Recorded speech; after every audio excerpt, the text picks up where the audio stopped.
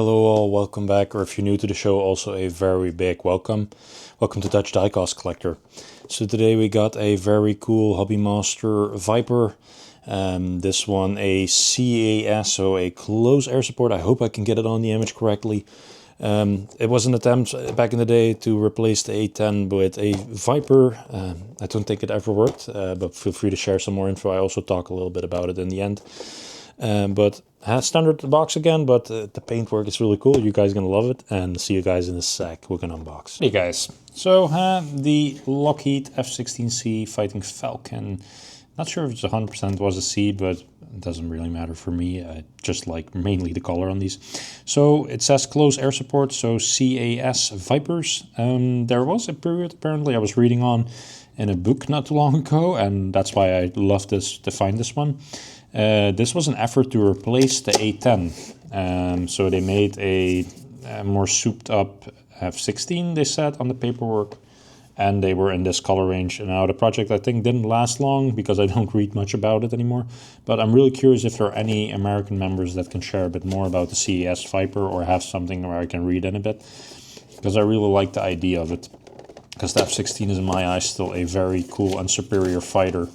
To have it like doing ground attacks is an interesting take on the image, let's say.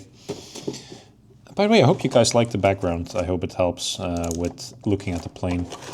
So let's have a quick peek. So again, no gloves today. I had way too many bad incidences with them. I use them still for in my cabinets, so when I'm picking up my cabinets or I'm picking dust out, or that's when I like it. But when I really need to work on the planes, I rather not use them. I just degrease my hands really well and make sure that I use a lot of good soap, and then no liquids, of course. So it has Maverick missiles, so that's really cool. Not many, just 2. I'm not sure if that's accurate, but it's a used model, so I hope that's complete. And of course, it comes with the fuel tanks nicely in green, and of course I believe this is the guidance system, but again, guys, I'm not a weapons expert. I have members that are all good at that stuff. Still looks a bit sealed, or they resealed it at least. They resealed it, so the old stickers are still there. They just did an attempt to make it look a bit more new, which is always good. They're going for a hefty penny lately. I haven't seen them often under 100 euro, 30 euro, and that's without shipping, which is a bit of a shame. This one is going to go on its stand eventually, so we're going to start this time really with wheels. I sometimes mix them up because I know in my cabinet how things look and how things are sitting. And yeah, I'm always trying to keep a bit of an eye on it. Wow, that's a stunner. Let me get all the parts out so you guys can also see them. I remember when I was young, and this is not that long ago, 20 years ago, I built a green Viper and it looked a lot like this. I'm not sure if that did on purpose by accident, but the colors, you can see it in the light, it's really cool. Really nice. The rockets are also painted in the green. The canopy nicely intact still, so that's really good. Now, getting an F-16 out, usually, yeah guys, this is one of those planes that I like to do with 2 hands when I'm grabbing them out. So I usually, in the front, I hold down a little bit in the front here, and then with 2 hands I just pull it out. With 1 hand I don't really succeed often. But look at this, let's talk about paint. This is really nice, like nice flat colors, no shine in it. The front here, oh, there's a bit of dirt, that's all. But the details are insane, I love it. The details in the engine are still the same as always, there's nothing special there. But if I look at, the tails are quite weak, by the way, watch out with them. Also the engine thrusters and also these little spikes at the end. Be very careful also with the pitot. Cockpits, they open, you need to go first up and then go back.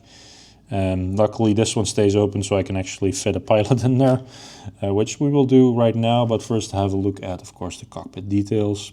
I hope I can get them on image, guys. Sorry if I don't. When I'm closing the glass, I hope I can show a bit more. But there's gauges on the sides, the joystick, the heads-up display is in there. All the details you're used to from Hobbymaster, really well done. Again, I think only Caliber comes a bit higher in level with detail on that, but for the rest they're quite good competitive to each other. Now the pilots, I usually have a hard time getting them in. For me, it's the big fingered thing, like you work on bigger things than this on a daily basis, and then yeah, this becomes quite a nightmare. So you click them back in and then that's it. There's a bit of a playing gap in it, but at least this one shuts nicely. So yeah, there you have that part.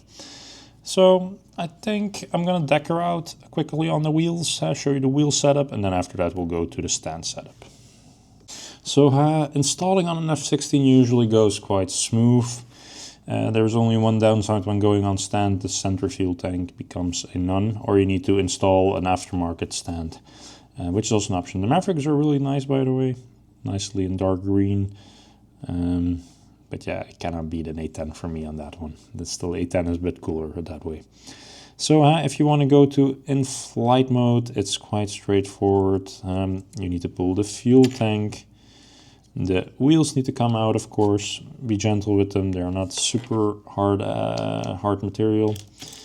And then, of course, the claps go back in. This is all straightforward, so I can show you quickly in a recording. I don't want to record if it's not that easy. Yeah, I have to say that's all quite straightforward. This needs to be out. You're going to need it for the stand. So let me put her on stand for you guys and then do a quick rotisserie. Yeah, but if aftermarket, by the way, it's also not possible. I just noticed. Sorry for that information. I misinformed you guys.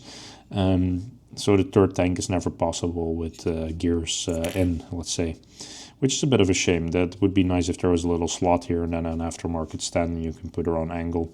But it's a choice from Hobbymaster in this case. But for the rest, a very cool looking little plane. See you guys in a sec. Alrighty guys, and there you have it on stand. A very cool CAS Viper. Yeah, I cannot say more than it's an absolute stunner. And if you collect F-16s, I'm pretty sure you will love this. Or if you're a big fan of close air support weapons. But very cool looking little plane. Highly recommend it if you guys can find one for yourselves. I would say go for it. Thank you again for watching.